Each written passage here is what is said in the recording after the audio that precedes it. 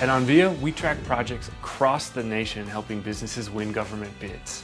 We host a database filled with opportunities containing bids and RFPs. But one of the biggest questions we get is, how do you win the bid?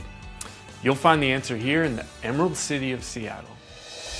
In the late 1940s, growing traffic problems pushed the city of Seattle to build the Alaskan Way Viaduct. In the first year, traffic reached 19,000 vehicles a day, and within a decade, it jumped to 88,000. The city, state, and federal government all agreed to fund this $4 million project. For businesses to become a part of this opportunity, and with the lack of computer technology, trying to find work meant opening up a newspaper. Today, the viaduct is responsible for carrying 110,000 vehicles a day. However, in 2001, a 6.8 magnitude earthquake greatly affected the Alaskan Way Viaduct's stability. What was the answer to repairing this colossal structure? Bertha, the largest tunnel boring machine that would fundamentally change the traffic routing and evolve Seattle's transportation infrastructure and open the doors to government bids. Clearly, with the TBM arriving, this is an $80 million piece of equipment, largest in the world. It puts us one step closer to actually tunneling under the city of Seattle. So we're very excited that she has finally arrived. I think it's going to open this waterfront up and totally change the atmosphere of life down here. It's going to be incredible for these merchants and the people that live here. Yeah, well, this is one of the largest projects that the Washington State DOT has completed or has started. So this contract is a joint venture between Dragados USA and Tudor Perini Corporation. And underneath them, they've hired over 50 subcontractors to deliver discrete portions of this work.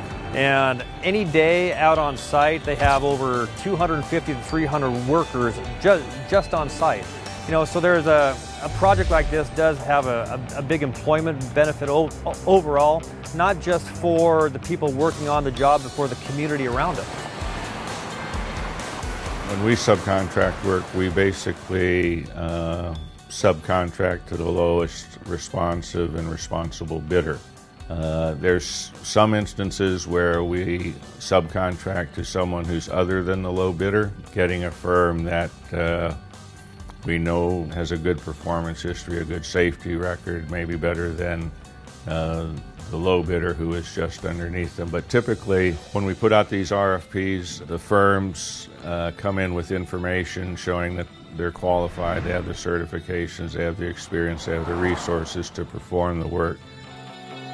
Well, one of the great things about it is it'll be here, and when my kids are having kids and they're driving through the tunnel, they'll be able to remember their grandpa worked on this tunnel. So how do you win a government bid? Sometimes the lowest bidder wins. However, exceptions to this are demonstrating value, developing a relationship with agencies, and knowing your competitor. Only OnVIA provides the intelligence you need to win more business.